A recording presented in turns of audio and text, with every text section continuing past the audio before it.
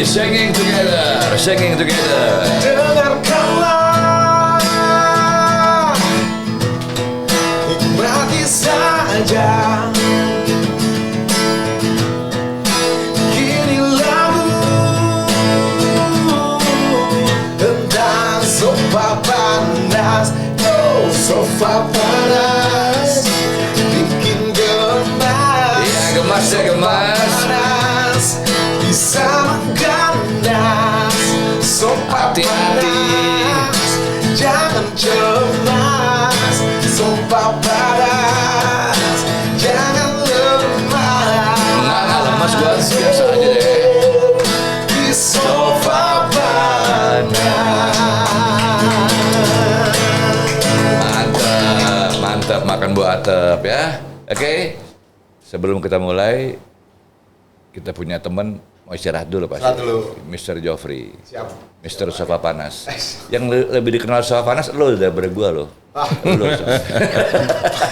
Joffrey Manumpil. Saking penasnya gue jadi kuli, Pak. Ya, lo kacamata ganti lagi nih. Hah? Wah beneran Ganti lagi, kacamata Pak. banyak banget nih. Nemu kemarin Pak di jalan, Pak. Rezeki. Biar sama. Oke siap, mantap. Ayo, mari, Sampai Pak. nanti ya. Siap. Ini istirahat dulu lah musiknya Pak. Kalau nggak dia jadi patung di situ. Iya. Oke, assalamualaikum warahmatullahi wabarakatuh. Berjumpa lagi dengan saya Ari Sudarsono dalam podcast Sofa Panas bersama dengan KSP atau Krakatau Sarana Properti, tetap dari Cilegon, Banten. Dan seperti biasa, my sohib.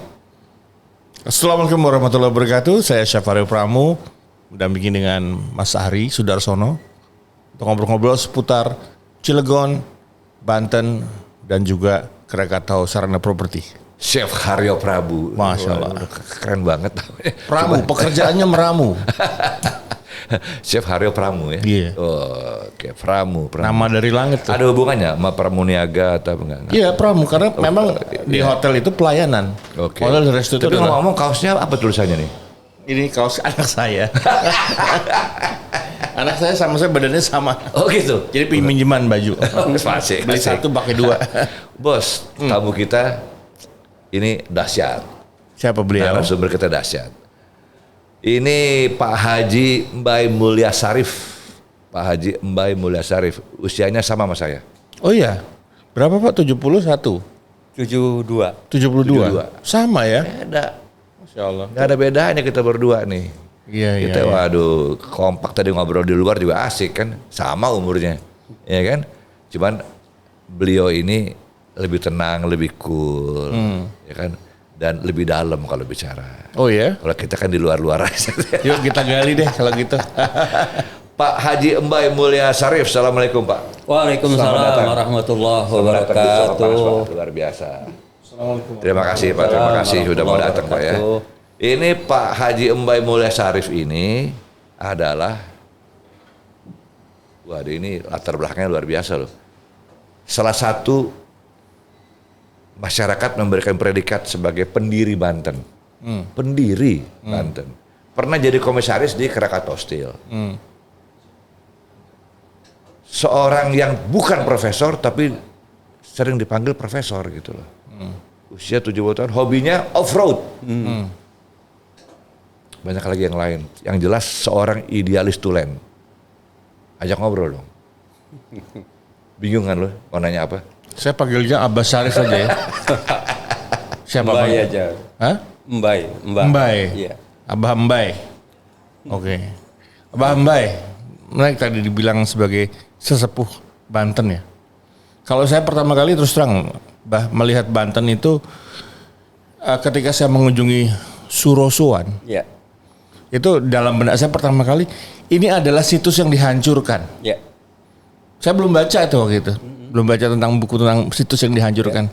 Pasti ada kekuatan besar di balik The Surosoan ini. Ya, Bisa memang cerita nggak Bah itu Bah? satu-satunya mungkin di Nusantara keraton yang dihancurkan oleh Belanda itu ya Surosoan ini. Kenapa dihancurkan? Pasti ada sebabnya. Nyebelin pasti pada zaman itu. Kesultanan Banten itu tidak pernah kooperatif dengan penjajah. Kalau yang kooperatif mereka berjuang sama tapi tidak tetap kooperatif ya selamat. Jadi kalau Banten berjuang dengan tidak kooperatif kepada penjajah, makanya dihancurkan, diratakan dengan tanah. Berarti benar kan? Ini ada sebuah sisa-sisa bangunan yang memang kok ini reruntuhan. Apakah nggak mungkin kalau terkikis oleh misalnya ombak atau apa? Enggak, ini pasti dihancurin nih. Ada apa gitu? Berarti kuat sekali pada waktu itu, Pak. Iya. Sebuah apa? Iya. Tidak bisa jadi sebuah negara kecil ya atau Betul, Banten itu kan sebuah negara kesultanan. Oh, yang luasnya itu kalau ke timur berbatasan dengan Kesultanan Mataram di Bagelen. Oh, Mataram, oke.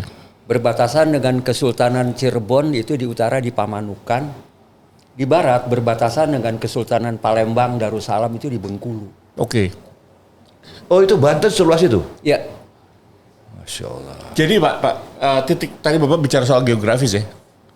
Kesultanan itu sebuah keniscayaan bahwa Indonesia berdiri dalam bentuk kerajaan begitu berarti. Betul, Indonesia ini kan berasal pertamanya pernah dulu menjadi satu di bawah Majapahit. Kemudian di bawah Sriwijaya. Iya.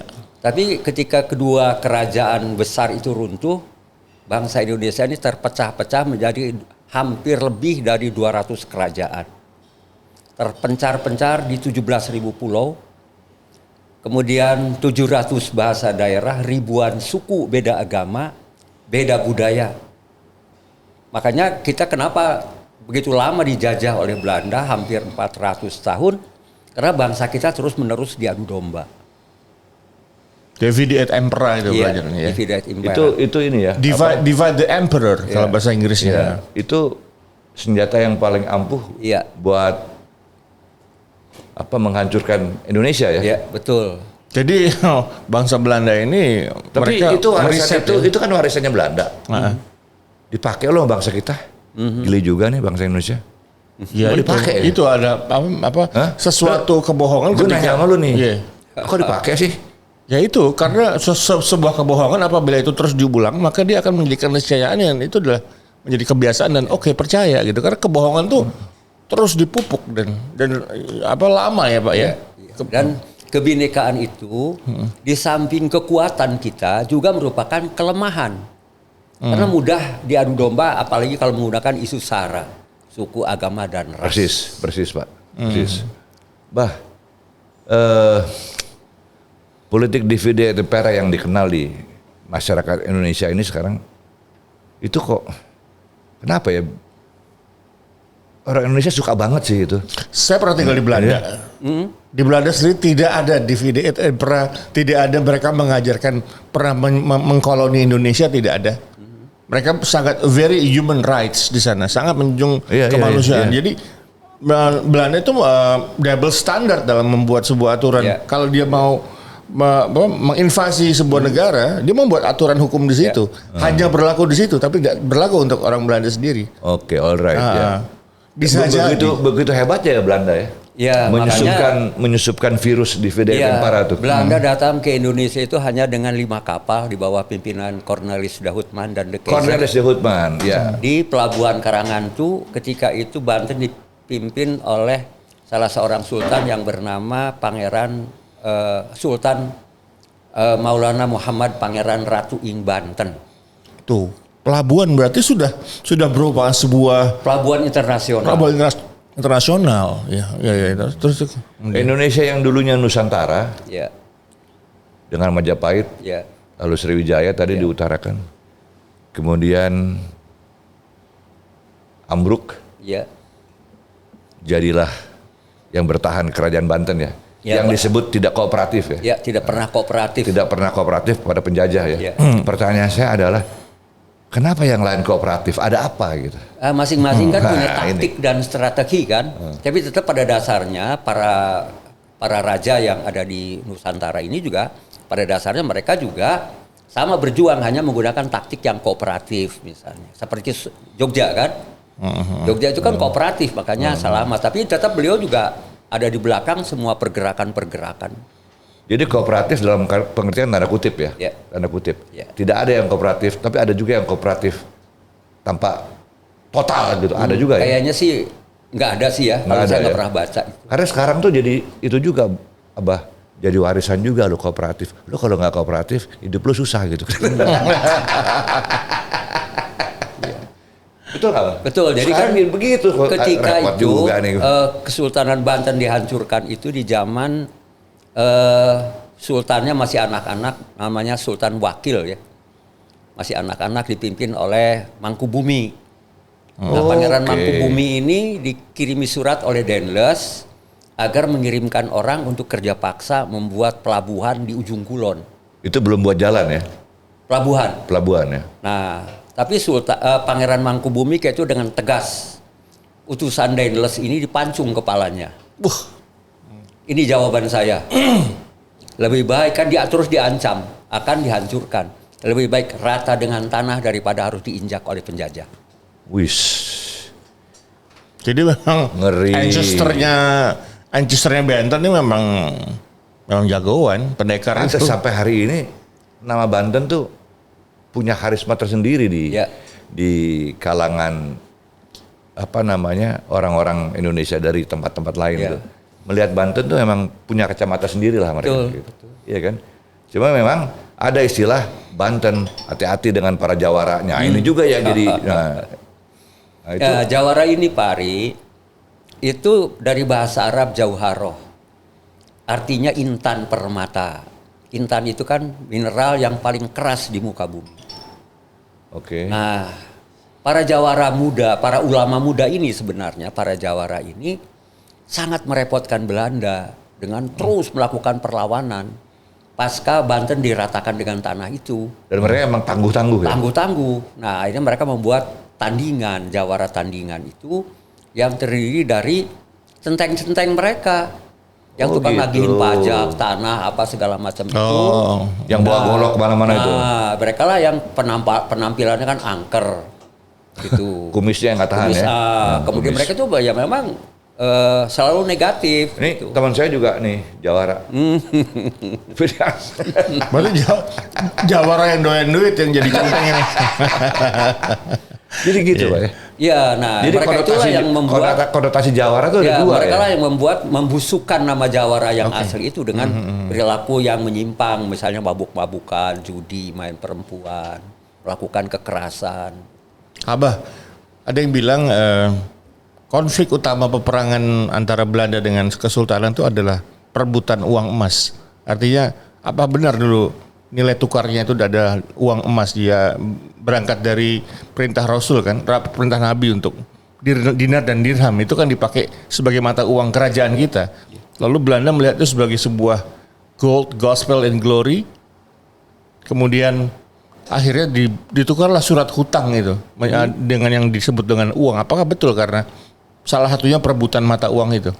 Ya mungkin salah satunya, tapi yang jelas memang kan ditemukan mata uang Banten itu di Inggris ya, di Sungai Thames itu berkarung-karung uang emas logam. Iya. Ya, bener. Tulisannya itu Pangeran Ratu Ing Banten. Di Inggris Pak? Di Inggris, karena negara pertama di dunia ini barangkali di Indonesia ini yang punya duta besar di Inggris itu Banten. Pangeran Arya Jaya Sedana. Oh gitu. Ya. Oh pantas dalam sejarah saya sering baca istilah ada asosiasi kerajaan-kerajaan sedunia lah. Ya. Saya pernah ke Leiden Mas. Saya pernah ke Leiden, di sana memang kumpulan dari koleksi kerajaan yang ada di Indonesia. Semua kerajaan Indonesia ada di Leiden, di Museum Leiden itu. Dan memang dari keris. Betul. Abah, bahwa kembali yang tadi itu bahwa Banten pada satu itu yang diakui ya, yang dari Indonesia kan. Apa betul ada asosiasinya sampai hari ini tuh saya sering dengar itu mereka sering ngumpul katanya raja-raja sedunia tuh. Ya sering mereka berkumpul. Benar, tadi ditemukan uang berkarung-karung. Uang berkarung-karung di Sungai Thames di London itu. Uang emas ya? Iya, koin emas. Ya, yang tulisannya itu pakai tulisan Arab. Ya, Arab Pegon itu Pangeran Ratu Ing Banten. Iya. Jadi bukan hanya itu saya kira, karena yang jelas kan Banten sangat makmur ya. Kan rempah-rempah itu menjadi sebuah komoditas yang sangat dicari oleh negara-negara Eropa karena pada saat musim panas misalnya dan sebagainya kan mereka perlu menghangatkan tubuhnya. Nah itulah yang kemudian mereka datang ke Banten awalnya sih untuk dagang. Iya. Awalnya, tapi lama-lama dia melihat akhirnya ya Mesti dikuasai nih ya. Ya, menguasai ekonomi harus menguasai politik, menguasai politik harus menguasai ekonomi. Iya. Makanya mereka punya semboyan 3G kan, 3G kan. Ya. Gold, emas, gospel, gereja, and glory, kemenangan, kekuasaan. Itu menjadi karena mereka melihat emas itu di Indonesia, banyak sekali emas. Kalau kita ke Museum Nasional ya, contohnya ya. Saya perhatikan semua mahkota yang ada menjadi artefak di museum itu semuanya emas. Ini ada apa dengan negara Termasuk ini? mahkota Kesultanan Banten kan dari emas. Nah, Iya, kan? iya. Saya Artinya pernah kesana ada apa dengan negara ini kaya sekali. Ya. Semua mahkota Dan kita- zaman dulu aja. Sekarang pun kita jadi masih emas. punya banyak tambang emas kan di wilayah Banten. Di daerah selatan itu ada Cikotok misalnya. Dan lain-lain. Oh, Cikotok itu Banten ya? Iya Banten. Berbatasan dengan Kabupaten Sukabumi. Oh, saya pikir Jawa Barat tuh Cikotok. Ya, bukan Banten, Banten itu. ya? Iya. Di daerah Banten Selatan itu. Ya, ini buat orang muda ya khususnya ya. Ternyata banyak cerita-cerita yang sudah usang dan memang harus terus digali, harus dilestarikan ya. Bahkan Iya. kata merak ya, pelabuhan merak itu bukan kepada binatang merak. Itu dulunya memerak. Merak apa itu? Memerak. Artinya? Ya perak. Oh, Perak. Oh. Oke. Oh, berarti ada hubungannya dengan Gunung Krakatau kan? Kalau Dia kan Krakatau kan gunung dulu- kan mengeluarkan mineral tuh. Ya. Ya, Betul ya? Krakatau kalau orang asing bilang Krakatoa gitu. Krakatoa. Ya kan? Saya pernah baca tuh bukunya Krakatau, The Krakatoa. Lalu saya bilang ini Krakatau betul. nih. Filmnya Iya, juga ada. karena gunungnya pun masih aktif. Gunung ketika meledak, ya, dia mengeluarkan mineral-mineral yang penting itu. Di antaranya perak dan emas, ya Pak ya? Iya, makanya Masya Allah. merak itu dari perak gitu.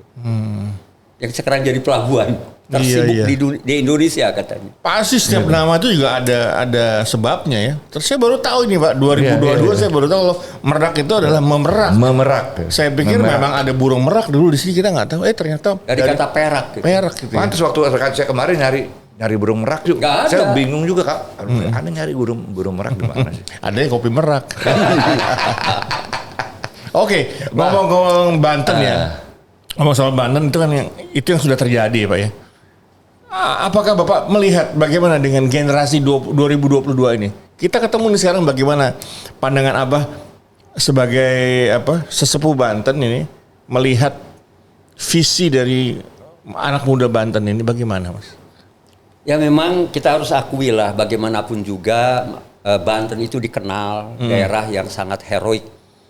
Ya buktinya tadi itu ya istananya rela rata dengan tanah daripada harus diinjak oleh penjajah. Lalu ketika tahun 1948 Indonesia ini pecah menjadi Republik Indonesia Serikat. RIS. Iya. Iya. Kecuali 3 wilayah yaitu Aceh, Banten dan Jogja. Oke. Pada tahun 1888 terjadi pemberontakan Cilegon.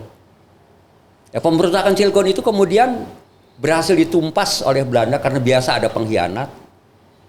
Lalu para ulama yang ditangkap itu dibuang di seluruh pulau di Nusantara ini. Jadi boleh jadi. Oleh Belanda. Iya. Setelah ditangkapi dibuanglah ke seluruh pulau di Nusantara ini. Saya pernah ziarah ke makam Kiai Haji Arsyad Tawil di Manado. Itu dari Cilegon.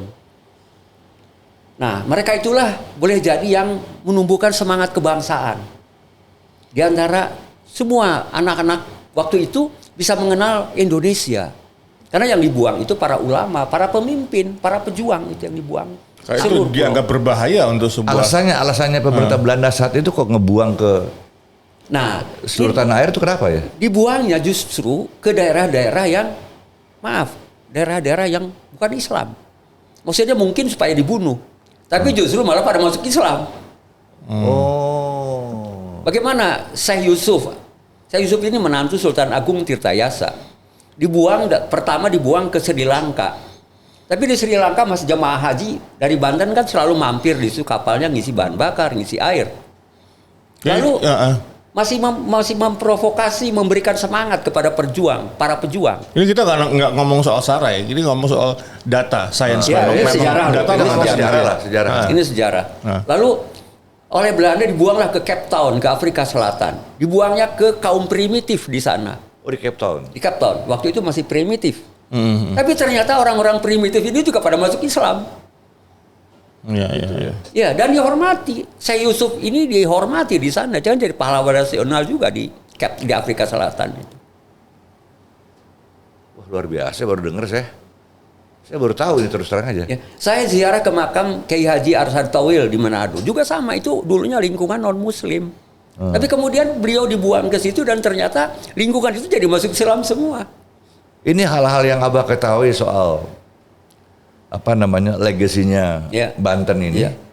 Itu Abah tuangkan nggak dalam forum-forum resmi, misalnya di sekolah, di perguruan tinggi? Harusnya begitu. Kok Karena harusnya? banyak anak-anak muda sekarang yang tidak tahu itu. Bagaimana heroismenya masyarakat Banten. Bagaimana egaliternya masyarakat Banten terhadap sesama bangsa. Dan tidak pernah kooperatif dengan yang namanya penjajah. Jadi Abah nggak pernah dapat kesempatan untuk berbicara. Ada kalanya saya diundang oleh Kesbangpol Provinsi misalnya. Untuk menyampaikan tentang wawasan kebangsaan. Tapi itu kurang volumenya kalau menurut saya. Pasti kurang. Harusnya Pasti di kurang. perguruan tinggi, di sekolah menengah atas, harusnya itu dibuatlah itu gitu. Ya, jadi orang-orang seperti Abah ini seharusnya ya ada yang mensupport untuk bisa keliling Indonesia ya. Jangan di Banten aja, Ya. keliling Indonesia. Saya Aduh. sampaikan materi ini di Riau. Saya diundang ke Riau, saya ketua umum pengurus besar Matlaul Anwar yang dilahirkan di Banten, didirikan pada 1916 dan sekarang sudah seluruh Indonesia 34 provinsi. Saya diundang ke Riau. Saya sampaikan materi ini terkaget-kaget. Ya. Wah, Bapak ini harusnya roadshow di Riau. Nah, itu dia. Harus roadshow memang, setuju saya. Saya nanti lagi mikir-mikir nih. Bapak bisa dampingin saya buat roadshow nih. Ya, insya Allah, insya Allah. Lagi mikir-mikir, mungkin juga Saya sedang berpikir membuat film dokumenter. Film dokumenter yang ceritanya tentang Banten ya? Nah, Bapak narsumnya. Bisa digali perlu kita bisa cari. Bisa ada copywriter ada dari Metro TV. Bukan dan- yang kemarin yang ini nyari orang yang mau biayai ya. Oh iya dong. Kan ada wali Ini kota. sejarah loh, keren Kan loh. ada wali kota di sini. Ya. Ayo kita Wali sama-sama. kota tuh keturunan dari Kiai Haji Arsyad Tauil itu. Wali kota sekarang ini. Oh ya. Iya. Masih cicitnya lah itu. Oh gitu. Iya. Oke. Bah. Kita ngobrol baru sebentar nih. Saya terpikir sejarah pribadinya Abah sendiri itu kan dibesarkan di Serang ya. Ya. Ya. Jadi putra daerah ya. Ya. Putra daerah. Pendidikannya, terus pengalaman organisasinya. Saya dengar pernah jadi ketua Kadin juga. Iya, pernah. 2 Lalu- periode 10 tahun. Yang lebih dahsyat lagi, hobinya off-road lagi. Off-road hobinya. Pakai apa Pak off-road ya? Pakai Jeep Jeep apa? Jeep Toyota. Waduh, Toyota FJ. Ya. Oh, FJ, Oh, FJ 40. Besar. Masih kuat Pak? Masih. Masih. Wah, dahsyat. Boleh Pak tahu sedikit sejarah singkat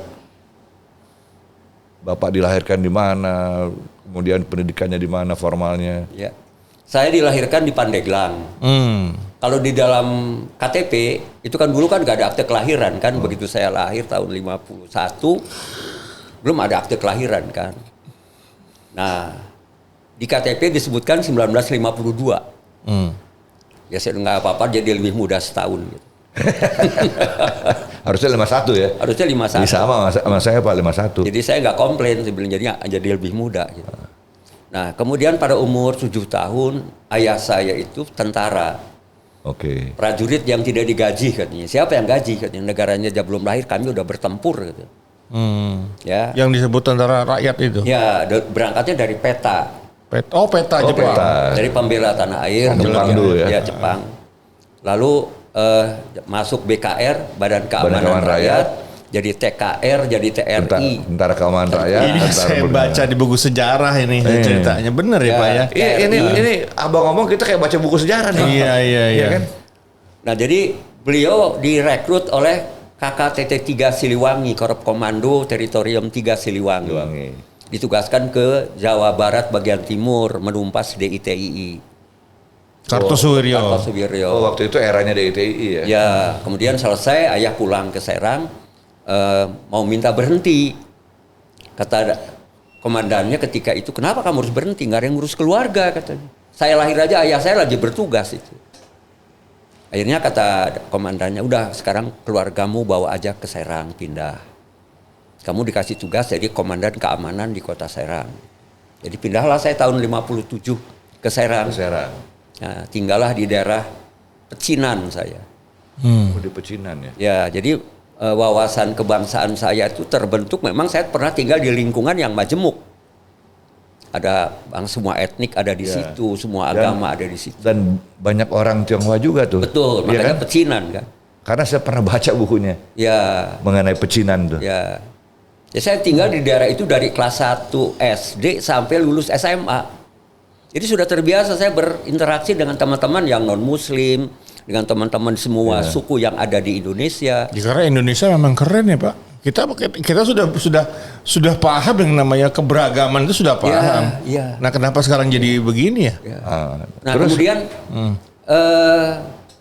sampai pensiun ayah saya tinggal di kota Serang dan kemudian saya juga terus sekolah dari SD, pagi SD, sorenya madrasah Al-Khairiyah. Pagi SMP, sorenya madrasah Sanawiyah. Oh, Sanawiyah juga. Dua sekolah? Dua sekolah tiap hari itu. Oh, Kemudian selesai Sanawiyah SMP, saya masuk ke SMA Negeri 1 Serang. Oke. 71 saya lulus. Nah kemudian saya sempat kuliah, tapi belum selesai ketika itu terjadi resettlement Krakatau Steel memindahkan penduduk yang kena tergusur ke wilayah kawasan. Nah 74 saya diminta untuk membantu itu. Tahun 74 sehingga saya kuliah saya terbengkalai. Krakatau Steel masuk ke Cilegon tahun berapa? Tahun 65 dulu namanya Baja Trikora Cilegon. Oh, pabrik baja Trikora. Baja Trikora Cilegon. Soekarno ya? Soekarno. Nah, Baja Trikora ini kemudian akibat pemberontakan G30S, makanya terus hancur. Hancur. Orangnya pada ditangkepin karena dari Rusia kan teknologinya segala Dianggap macam. komunis deh ya? Dianggap komunis. Nah, terbengkalai selama dari 65 sampai tahun 73 apa. Itu pun saya dengar dari Pak Profesor Bakhtiar Rifai. Oh ya, beliau, Bakhtiar Rifai. Beliau kan orang Banten ya. Beliau tanya ke Pak Harto, ke Presiden. Pak Presiden, Banten itu kan tidak pernah berkhianat kepada Republik. Oh iya betul Pak Rifai. Ada apa? Kenapa dihukum? Dihukum apanya? Kok pembangunannya ditinggalkan? Padahal jarak Jakarta ke Banten kan cuma 1 jam.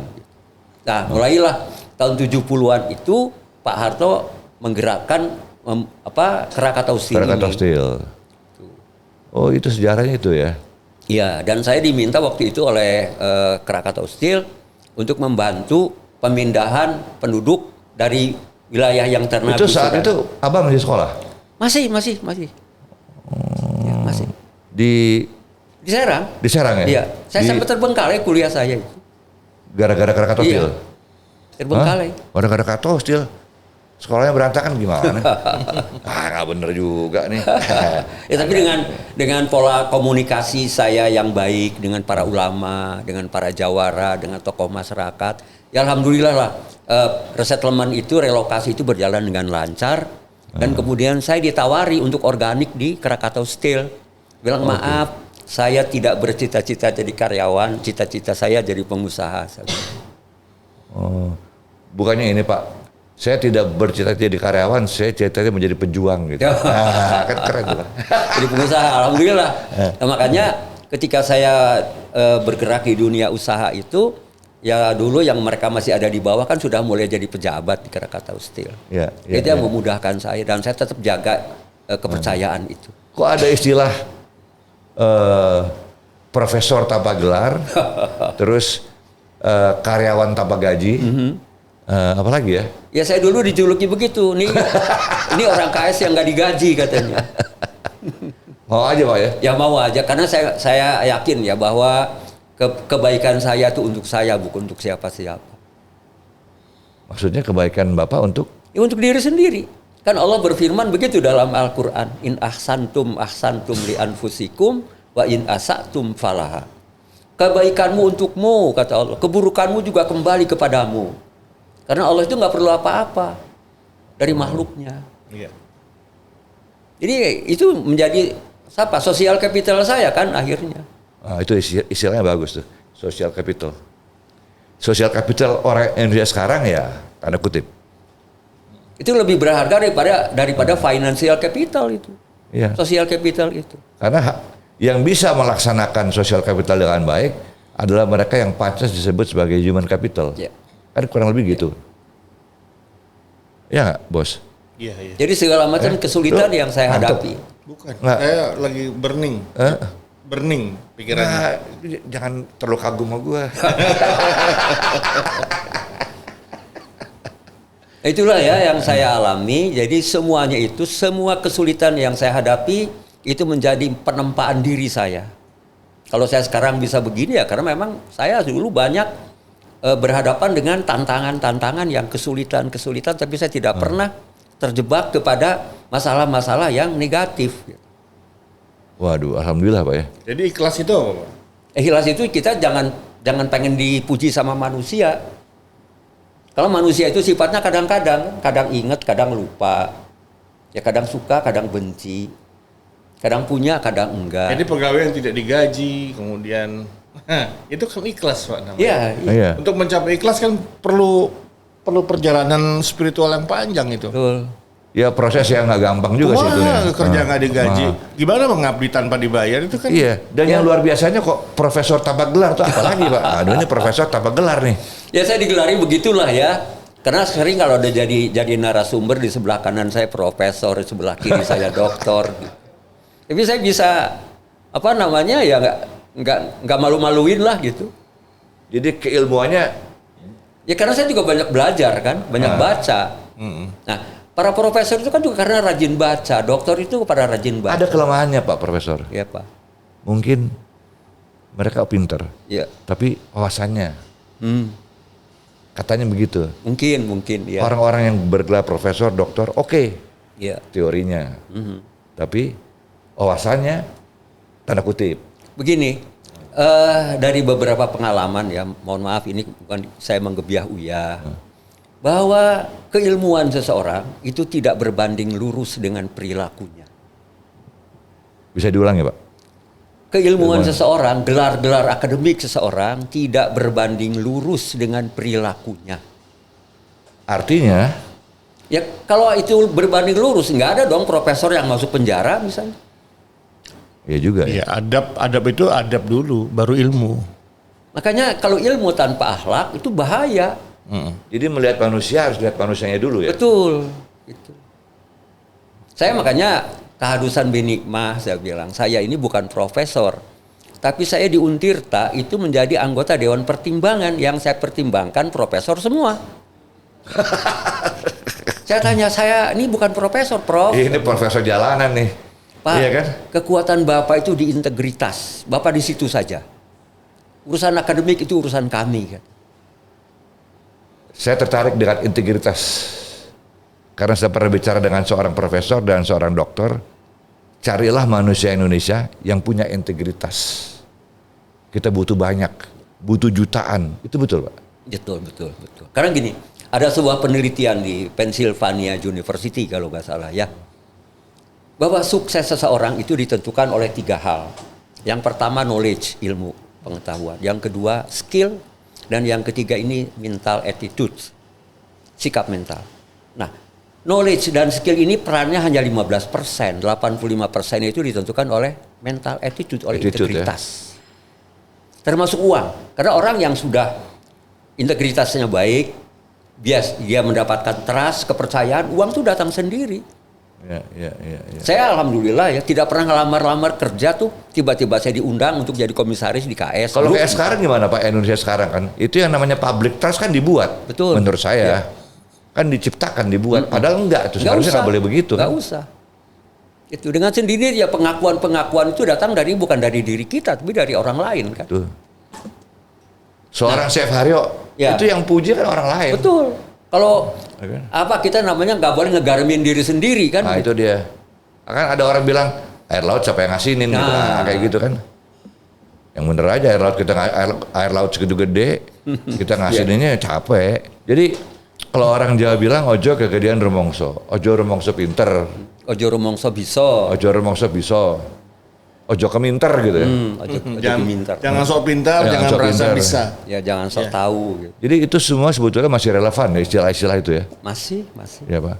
Nah kembali kepada aktivitas Abah di Krakatau Steel sebagai komisaris. Saya pernah dapat satu cerita, image KS itu tidak bagus. Ya. Antara lain mesinnya tua-tua, merugi, dan lain-lain. Pertanyaan saya, saat itu Bapak jadi komisaris? Saat itu sudah mulai ada gejala. Waktu Bapak aktif tuh? Ya, kan waktu saya diundang oleh Pak Irfan Hakim, Ya. Dirut, Direktur SDM-nya Pak Dadang Danusiri dan Dirop, 3 orang. Saya ditelepon, diajak makan siang di gedung teknologi. Saya datang, kemudian sholat duhur, makan siang. Selesai makan siang, diminta saya, Kang jangan nolak ya, kata Pak Irfan. Kenapa? Ada apa? Akang sekarang diposisikan di komisaris, di grup. Nggak salah, saya bilang. Saya ini kan dari swasta. Biasanya juga dari BUMN pensiun ke swasta. Kalau saya mah kan swasta murni, saya bilang. Ya tolonglah, katanya jangan ditolak. Tugas saya apa? 3. Yang pertama SDM, yang kedua organisasi, yang ketiga good governance, GCG ya. Nah silakan buat suratnya, saya nggak mau ngurusin duit. Walaupun saya pernah jadi dirut bank. Oh iya? Ya. Di mana Pak? Di sini di Cilegon. Cirebon juga? Iya. Pemerintah? Bank swasta. Swasta. Karena oleh para pemegang saham saya diminta untuk pertama kali menjadi dirut. Jadi setelah itu saya mempersiapkan pengganti gitu. Rupanya ada juga Pak ya jagoan tanpa pistol ya. Bapak kan jagoan tanpa pistol. Iya dong Pak. Iya. Saya ada pistol, pelurunya nggak ada. Saya nggak punya pengalaman perbankan Pak. Saya nggak pernah kursus perbankan. Tiba-tiba saya diminta untuk jadi dirut dan di fit and proper oleh BI saya lulus. Aneh kan? Saya juga bingung kok bisa lulus gitu. Wah ini luar biasa Ini aneh nih. beneran nih. Hah? Aneh-aneh beneran. Aneh bener. Makanya saya bilang saya nggak mengurusin duit ya. Gitu. Alhamdulillah saya cuma Nah, dikasih tugas. kenapa Bapak sampai bicara itu? Nggak mau ngurusin duit gitu? Emang ada apa dengan duit? Ya sensitif Pak, uang itu kan sensitif. Emang bener sih. Jadi kalau kita salah-salah kelola dan manusia kan juga tempat salah. Ya. Makanya tadi itu saya tidak pernah merasa bisa gitu. Tempat salat, tempat khilaf ya. Nah, dan jadi sekarang saya banyak minta orang udahlah. khilaf juga gitu. Saya tugasnya apa? 3 hal itu. Pertama SDM, yang kedua organisasi, yang ketiga GCG itu. Ya udah silakan tulis suratnya saya bilang. Jadi tidak bersentuhan dengan uang ya? Saya nggak mau. Oh gitu. Jadi kembali ke Krakatau kok bisa sampai sekarang bisa take off lagi itu gimana? Ya alhamdulillah, artinya memang sekarang ini Krakatau Steel kalau misalnya berputar ke bawah sekarang sudah mantul lagi ke atas. Sudah naik lagi dengan melakukan efisiensi di berbagai anak-anak perusahaan dan lain sebagainya, dan juga Pak yang dirut sekarang ini Pak Silmi Karim kan kayaknya spesialis ngurusin perusahaan sakit kayaknya itu. Di mana-mana kan saya lihat begitu track Iya recordnya. betul. Ya ini dokter spesialis lah. Ya. Pak Silmi Karim dokter spesialis dia. Kanker, spesialis kanker lagi. Ya, sekarang kan Aduh. sudah mulai bergerak, belum sehat full sih belum ya, tapi artinya sudah mulai kelihatan perbaikannya, recovery-nya. Tapi yang betul, zamannya Bapak dulu emang mesin tua-tua. Betul. Kan SDM peninggalan kan mesin itu yang sudah berumur puluhan tahun. Ibarat mobil mesin tua itu, mesinnya boros, tenaganya lemah, jalannya pelan. Tambah SDM-nya Tambah lagi. SDM-nya lagi. SDM-nya kan kelewat gemuk.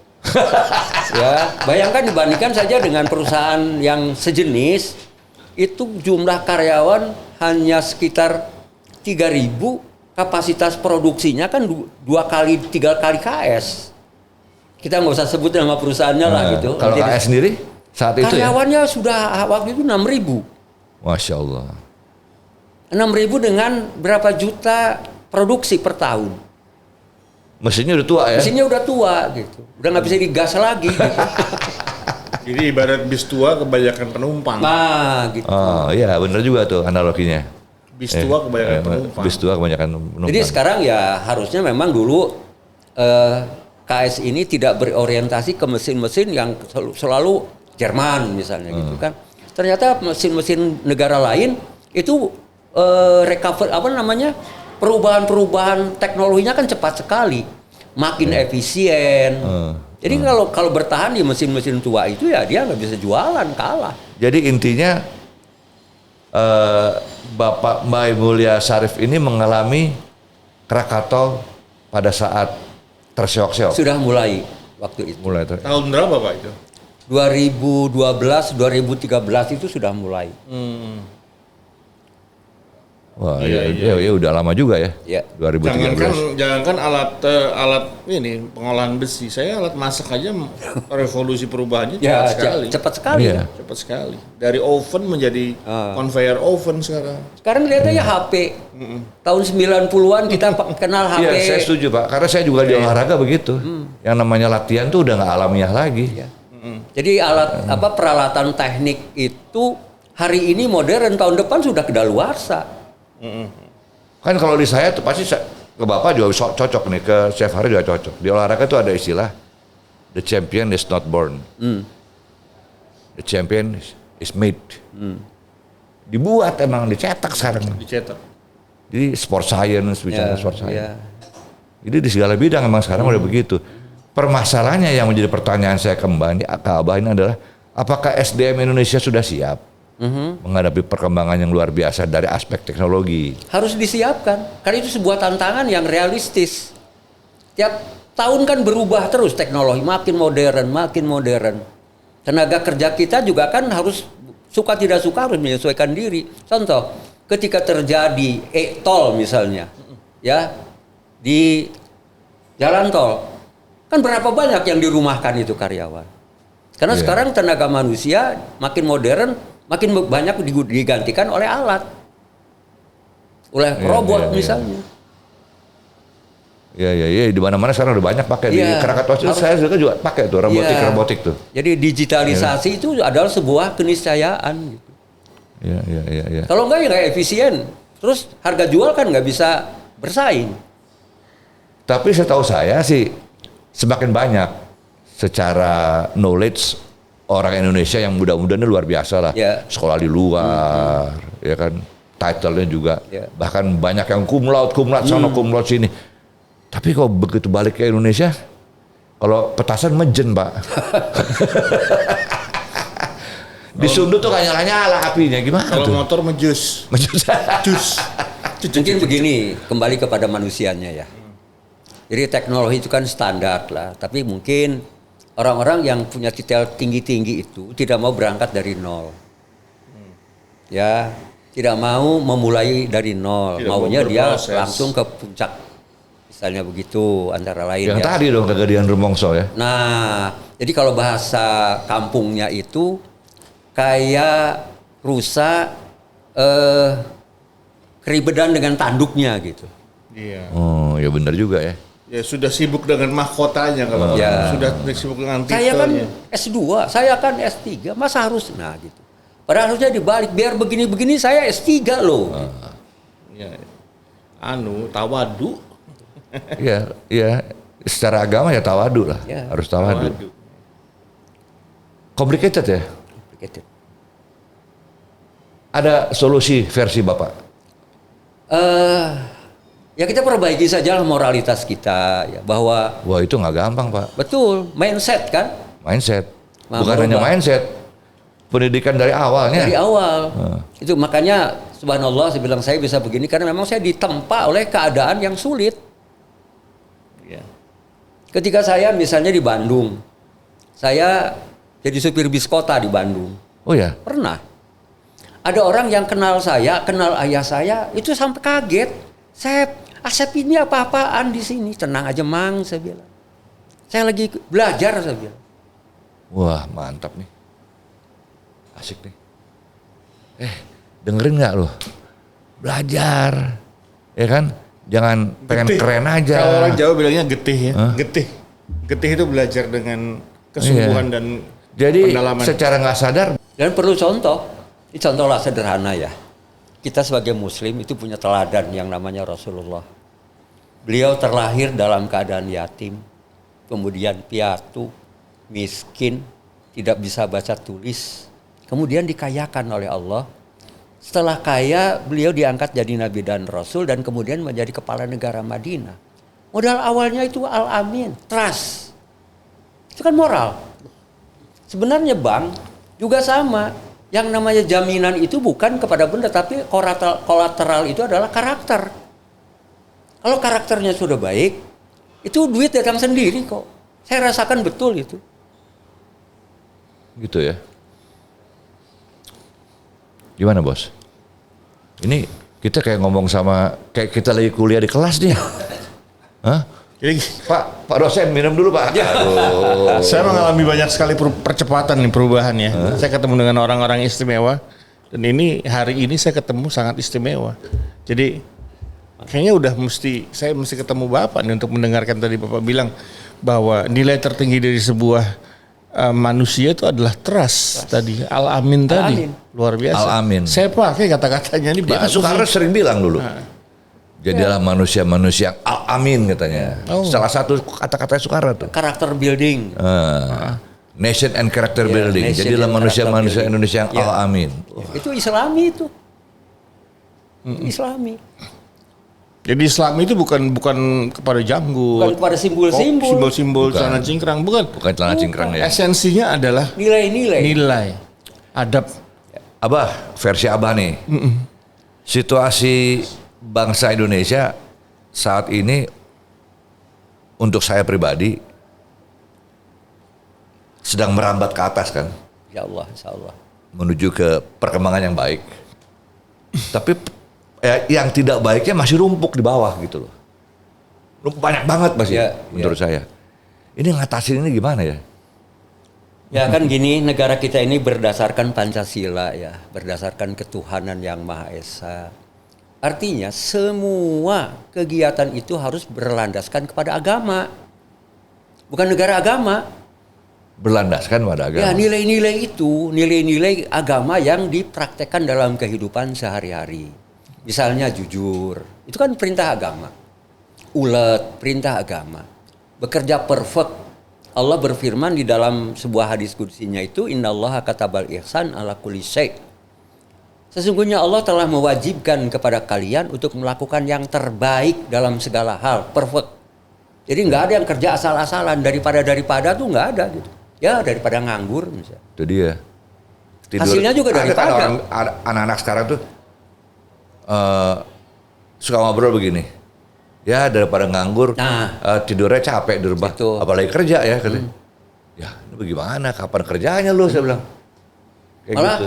tidur itu disebut kerja juga. Kerjaan lu tidur melulu katanya. Molor aja lu katanya, gitu kan. Iya kan? Waduh. Abah. Soekarno kan orang hebat ya. Ya orang hebat. Tetap ada kelemahan kan. Dan beliau juga lulusan sekolah swasta kan. ITB ya. Bukan sekolah negeri. ITB ya. Ya waktu itu masih swasta kan, Masih belum swasta, dinegerikan. betul. Sekolah negeri itu lahir setelah Indonesia merdeka. Karena pas saya mengacu kepada Soekarno, kalau saya lihat Abah tuh ada kemiripan. Soekarno juga seorang otodidak. Ya. Cuma memang dia, ya mohon maaf kalau saya salah, ini diturunkan oleh Tuhan untuk Indonesia. Iya. The chosen. The chosen. Kan semua gini ya, siapapun yang ditunjuk jadi kepala negara, itu pada dasarnya adalah ketentuan Allah. Ya. Allah berfirman di dalam Al-Quran itu, di surat Ali Imran itu, ya Allah berikan kekuasaan kepada siapa yang dikehendakinya. Allah cabut kekuasaan dari siapa yang dikehendakinya. Allah muliakan siapa yang dikehendakinya, dan Allah hinakan siapa yang dikehendakinya. Jadi sekarang Pak Jokowi jadi presiden itu kehendak Allah. Membenci yang ditentukan oleh Allah sama dengan membenci yang menentukan. Wah keren nih. Ini keren. Keren banget. Ya kan?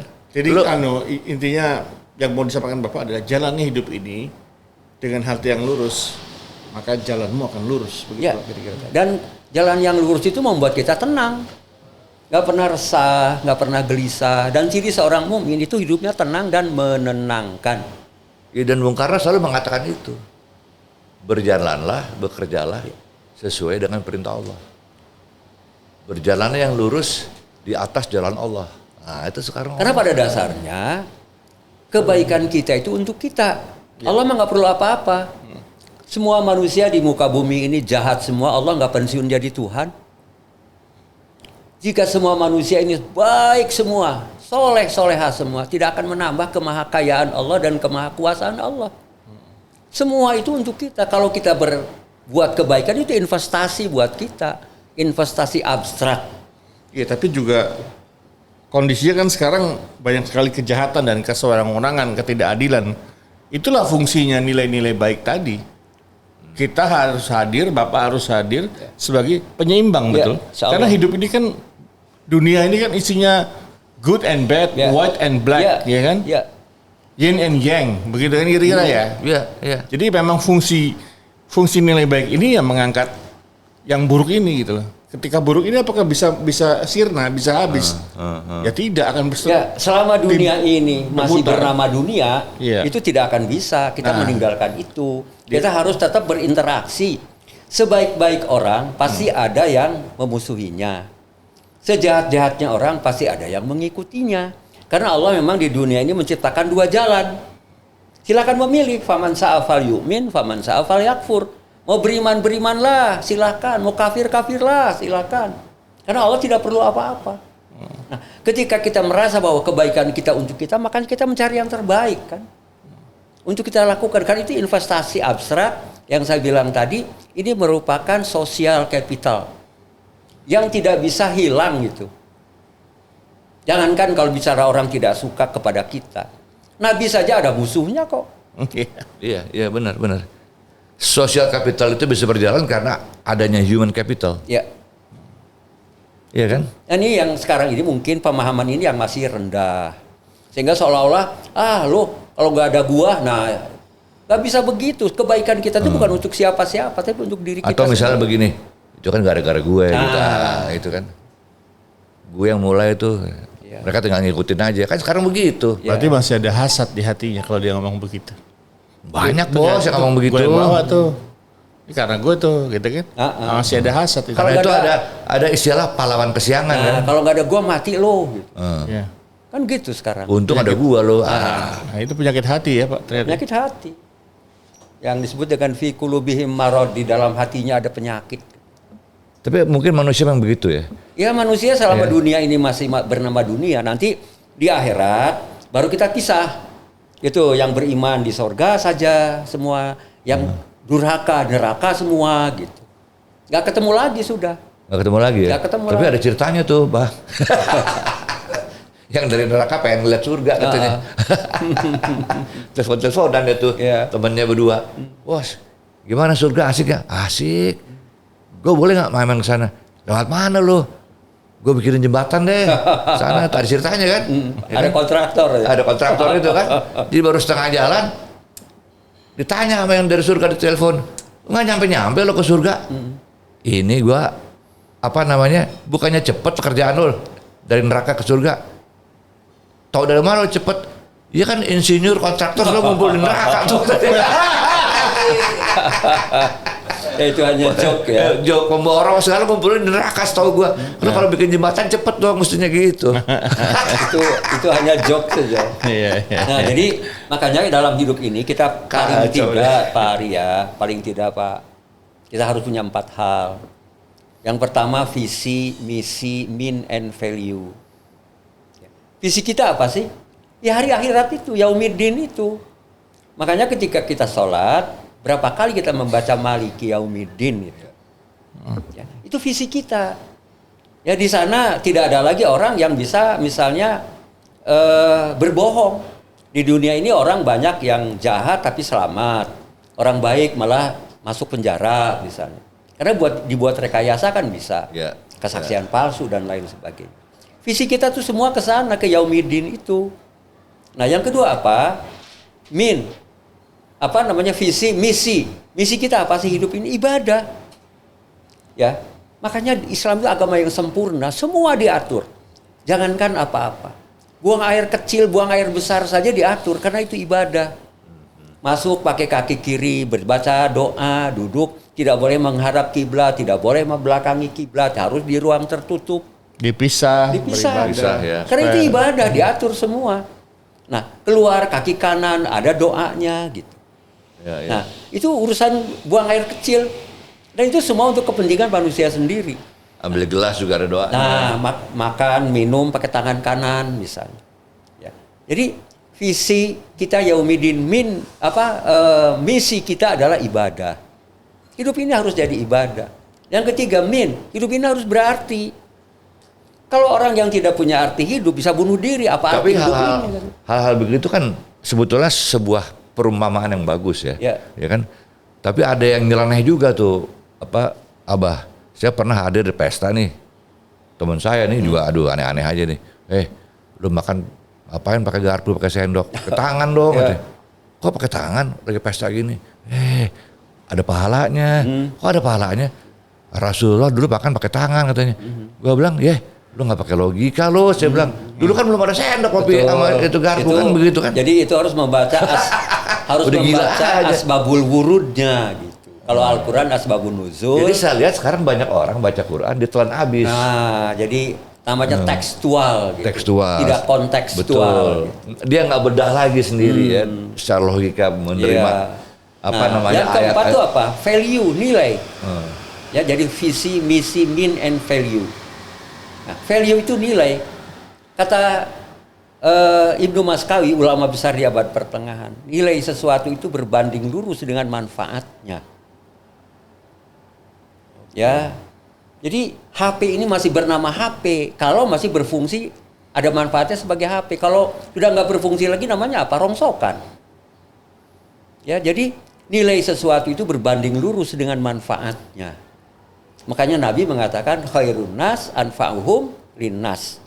Sebaik-baik manusia adalah yang paling banyak manfaatnya untuk manusia, bukan untuk umat Islam.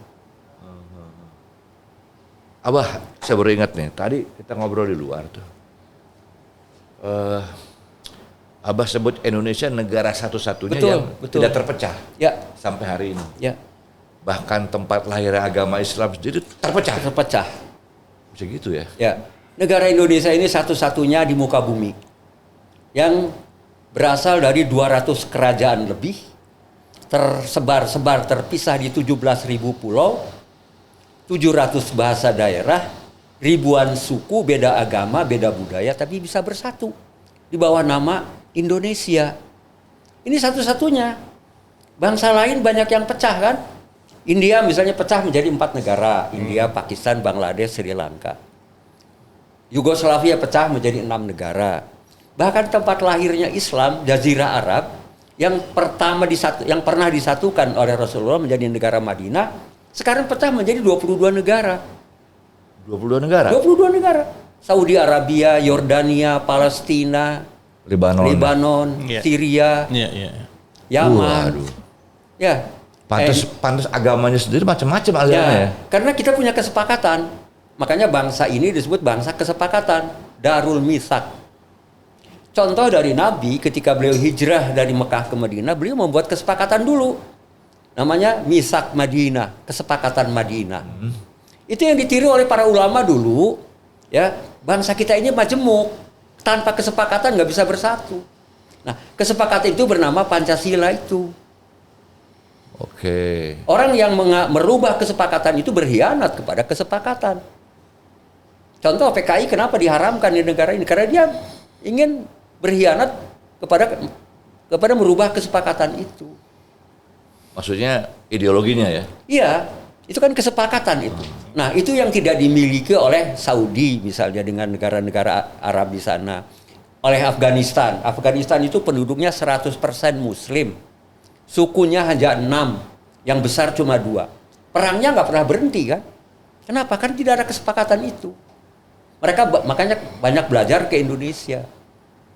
Saya waktu ke Bosnia, ya tokoh masyarakat Bosnia itu menyampaikan itu Indonesia itu lebih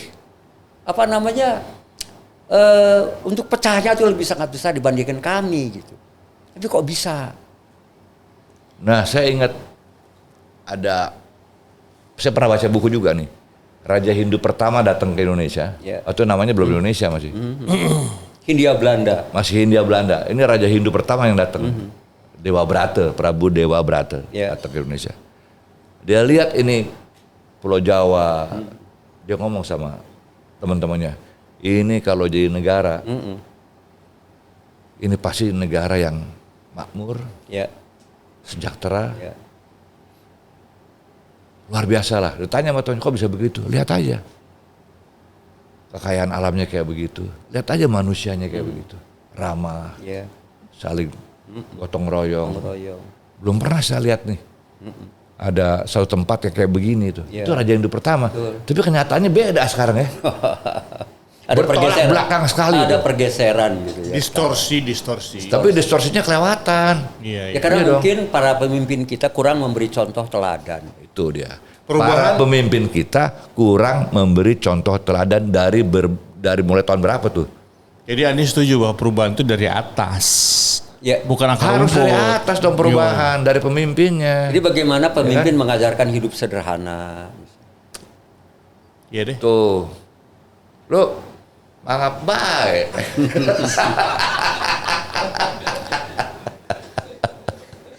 Iya.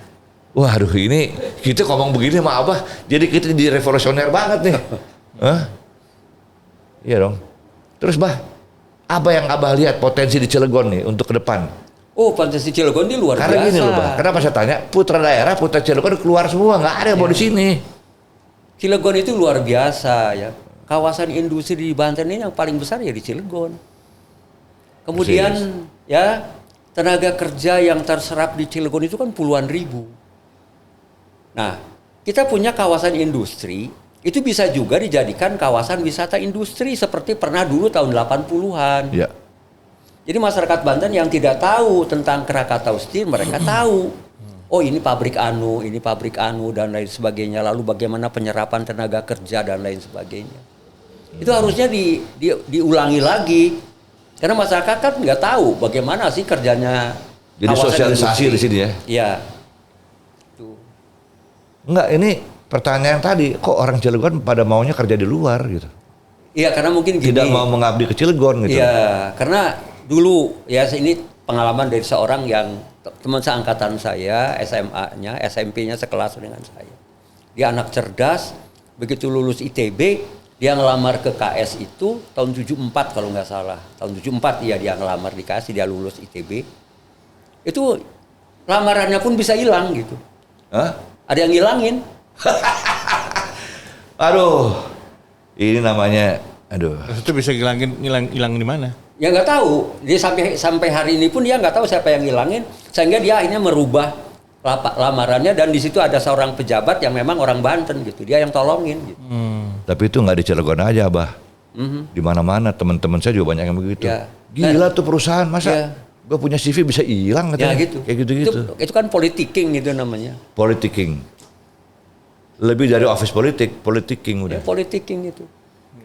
Nah ini yang harus sekarang di KS itu harus betul-betul memperhatikan potensi lokal. Karena pernah saya sampaikan kepada Direktur SDM Krakatau Steel waktu itu, saya bilang kalau orang luar daerah marah, itu batunya nggak nyampe, saya bilang. Kalau ngelempar. Tapi kalau orang Banten, orang Cilegon marah, goloknya nyampe, saya bilang awas hati-hati. Baru dia, kenapa saya bilang rekrutmen Krakatau Steel itu kok pakai gunakan misalnya UI. Kenapa tidak Untirta, saya bilang. Alasannya kalah. Lawang Untirta diadu sama UI, saya bilang. Enggak apple to apple lah. Diadunya sama Unila, saya bilang. Baru apple to apple itu. Tapi Abah, kan lo kalau mau belajar ekonomi ke UI dong. Menteri-menteri kita banyak dari UI tuh, menteri ekonomi katanya, ahli ekonomi dari UI. Lo kalau mau belajar hukum misalnya ke UGM, belajar ilmu politik UGM. Katanya. Kalau kedokteran balik lagi ke UI. Katanya. Saya bilang ini strategi bisnis atau apa ya? Jadi dibuat kayak ber-PR gitu. Jadi anak-anak muda dia taunya di otaknya tuh. Oh, gini kalau memang UI. kita lihat kiprah para alumni itulah yang menentukan sebetulnya. Jadi alumni ITB, alumni UI, alumni UGM, Unibrau dan lain sebagainya, Diponegoro, memang di tengah-tengah masyarakat dia kiprahnya nonjol gitu. Nah, ini mungkin yang harus dimotivasi kepada alumni perguruan tinggi yang ada di Banten, baik negeri maupun swasta, agar mereka ini yang alumni-alumninya bisa juga sama, bisa ngimbangi itu. Atau jangan-jangan ilmu sama tapi nggak pede gitu. Mungkin. Nah, karena gini Iya kan, ketika Krakatau Steel ini tumbuh dari tahun 70-an, nah otomatis kan banyak pendatang. Nah, putra daerah ini harusnya terus meningkatkan kemampuan, baik kemampuan kompetensi maupun kemampuan komunikasi. Ya sekarang juga saya sampaikan itu. Kita sekarang bukan hanya bersaing dengan saudara-saudara kita sebangsa, tapi juga orang-orang asing saya bilang. Justru itu, Bang. Tanpa meningkatkan kemampuan teknologi, kemampuan kompetensi, kemampuan komunikasi, saya bilang kita akan tersingkir terus. Jadi saya melihatnya agak timpang di sini. Ya. Di satu pihak presiden kita nggak bosan-bosannya tuh kan menginformasikan kita bersaing dengan bangsa asing, high kompetitif segala macam begini. Tapi di dalam negeri nggak mau ada persaingan. Kalau bicara kedokteran, UI harus UI, bicara politik harus yang bener aja. Jadi yang universitas atau perguruan tinggi yang lain, termasuk Cilegon, Untirta, yang mungkin sekarang Untirta sudah punya fakultas kedokteran sekarang. Udah punya kedokteran kan? Nah, tapi mungkin para lulusan ini belum meluluskan baru. Ya mungkin bidang yang lain Pak ya, yang saya bilang tadi Pak, jadi nggak pede gitu. Wah dia saingan gue UI ini gitu. Gue cuma Cilegon doang nih. Ya gitu Pak ya. Mungkin ada upaya ya, baik dari pemerintah provinsi, pemerintah kabupaten kota dan juga kawasan industri yang ada untuk bagaimana meningkatkan nilai unggulan-unggulan itu dengan mutu dan lain sebagainya kepada alumni-alumni yang ada di perguruan tinggi di Banten ini. Itu. Nah, dengan kita kan punya banyak tempat praktek kan, ada untuk industri ada, untuk apa segala macam ada. Nah, ini mungkin yang harus dipacu oleh semua yang yang terlibat ya, dari pemerintah sampai dengan para pengusaha. Karena gini, kalau kita menggunakan mayoritas tenaga lokal, itu kan efisien. Betul. Ketika terjadi misalnya Idul Fitri atau Idul Adha atau hari libur, kan nggak ada mudik. Ya, tapi kalau yang dari luar Banten kan mereka mudik. Padahal pabrik tidak boleh berhenti kan, selama 24 jam sepanjang tahun. Kan efisien. Setuju saya, benar. Itu. Saya memimpin perusahaan hampir 10.000 karyawan. Ketika saya belum resign sampai dengan 2008. 70% itu saya dari Cilegon. Jadi kalau misalnya terjadi mudik, yang mudik hanya 30% kan. Yang 70% tetap eksis di sini. Jadi nggak perlu nyiapin bus buat mudik segala macam gitu, nggak bikin macet. Bahannya ada cerita lucu juga nih. Ada teman saya belajar kedokteran, ambil spesialis imunisasi di Amerika. Imunisasi, 4 tahun di Amerika, lulus cum laude, balik kemari frustrasi. Simple aja, kenapa dia frustrasi? Di depan tempatnya dia praktek, ada tukang bakso pakai sepeda.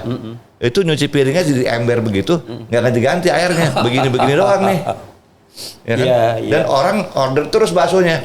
Teman saya bilang nggak ada yang sakit nih katanya. Tapi kalau nggak ada yang sakit dokter buang apa? Nah dia bilang gue salah belajar nih katanya. Pasiennya susah imunisasi.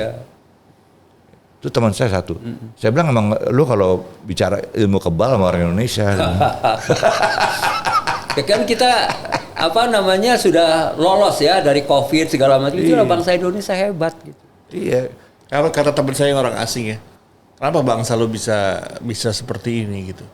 Karena masih banyak orang yang berdoa di sini. Nah, banyak orang soleh. Itu juga. Masih ada orang soleh. Masih ada. Teman saya orang Filipina kerja di Filipina Embassy. Wah, lu nggak pulang? Negara lu COVID tuh.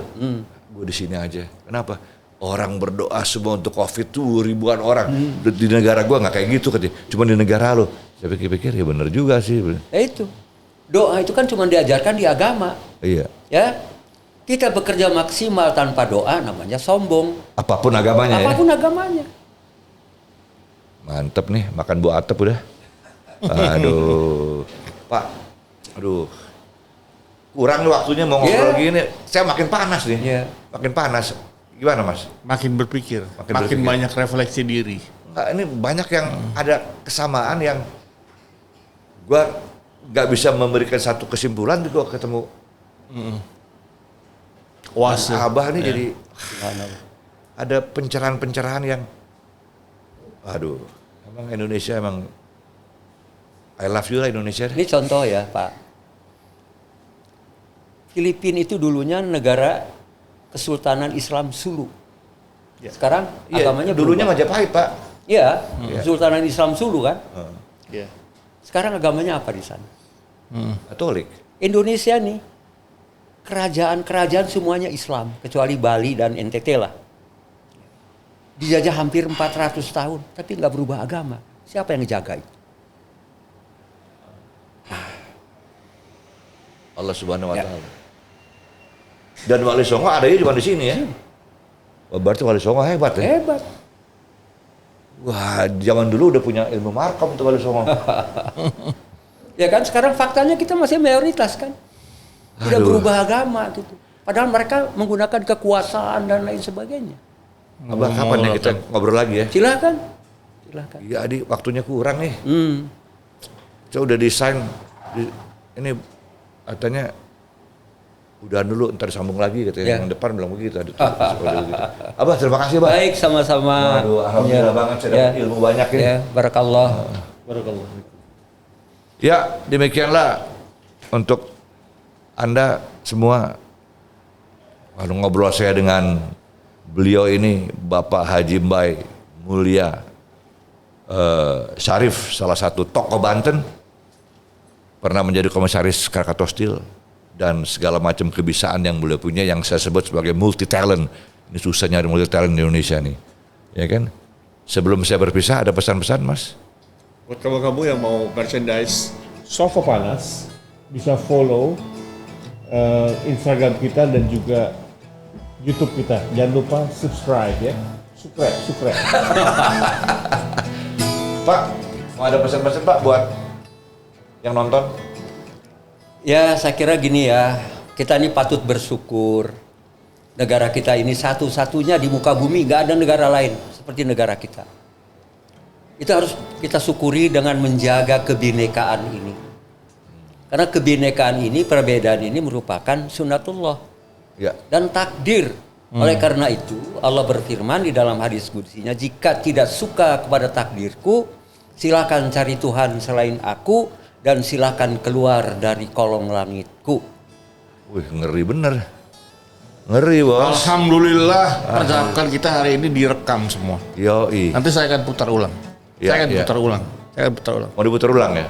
Pasti. Oke. Jangan lupa cinta merah putih, cinta Indonesia, cinta segalanya, jangan tanggung-tanggung. Indonesia merdeka selama-lamanya. Indonesia merdeka selama-lamanya. Assalamualaikum warahmatullahi wabarakatuh. Sofa Panas. Waalaikumsalam warahmatullahi wabarakatuh. Dengarkanlah mati saja